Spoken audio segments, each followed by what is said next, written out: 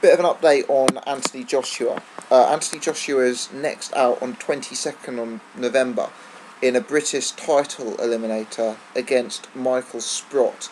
The bout is going to serve as a final eliminator for the British title, as I say, on the Cleverly Belly pay-per-view undercard.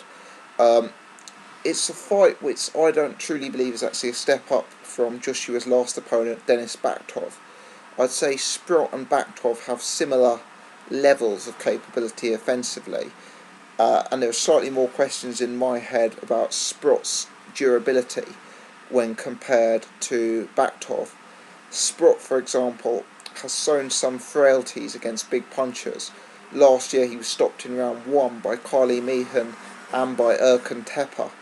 To my eyes, Denis Bakhtov hadn't shown that level of, sort of chin weakness or, ability to get taken out so quickly.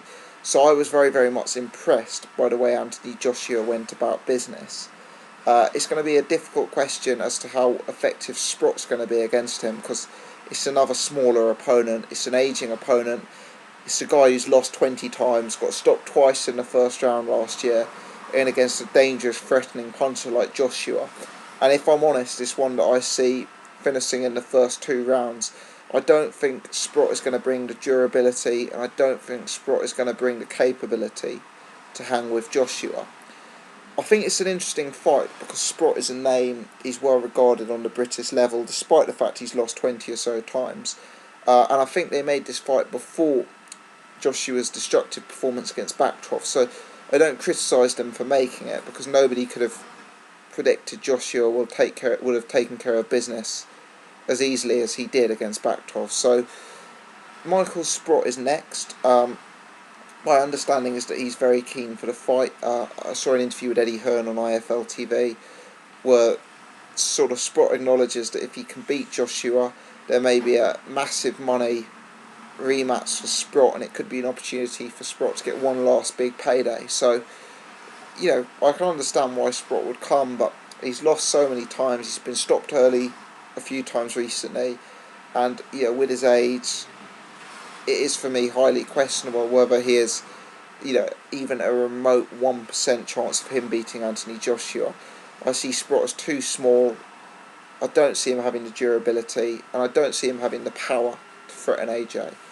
We'll put that fight to one side at present. The intention is that Anthony Joshua will be out next on January the 31st.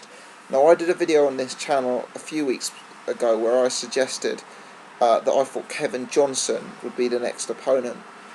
I came to that conclusion based on a quote from Eddie Hearn in an interview, again with IFL TV, but also just on the fact that I thought Kevin Johnson was a real sensible opponent for Anthony Joshua. Whilst he may not be a fan favourite due to his lack of sort of punching output, he's a very, very durable, smart defensive fighter who's went the distance with some top caliber opponents, the likes of Tyson Fury, Derek Chisora, Vitaly Klitschko obviously, more recently the likes of Christian Hamer, those kind of guys.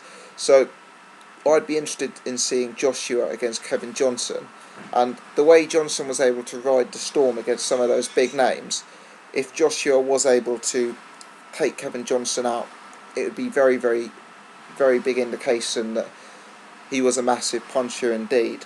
I also think it's a sensible fight because Kevin Johnson, whilst he has upset the apple cart on a few occasions, I know he beat Alex Leapai, realistically, at this stage of his career, my opinion is he isn't coming to win, and he's very much reached the opponent level of his career now.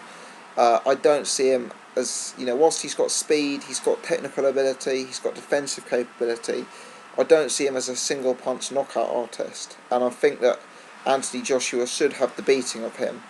However, I think where this fight becomes interesting is because Anthony Joshua has never fought anyone who's taken him deep into the late rounds, and I think this will give us a good indication of how Joshua copes stamina-wise, and also what other facets he has to his game.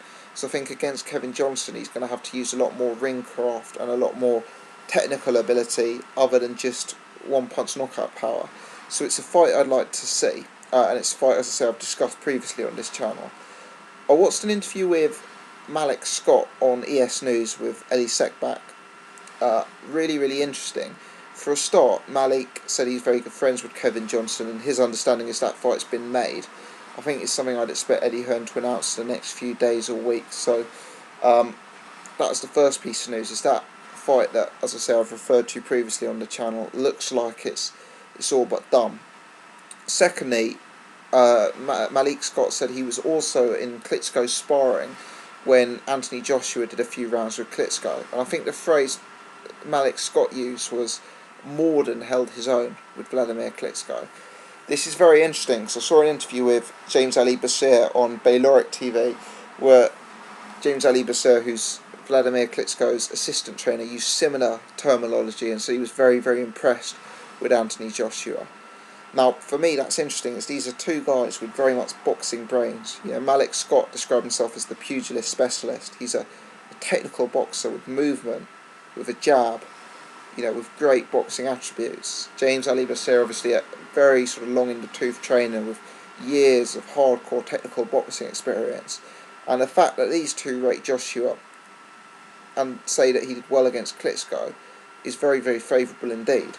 Because we know that Joshua's a big puncher, we know he can hit hard, but the fact that he's doing well with Klitschko and the fact that he's getting respect off these two guys suggests that there's more to his game than punching hard, even at an elite level, and that he's coming on in terms of his boxing ability.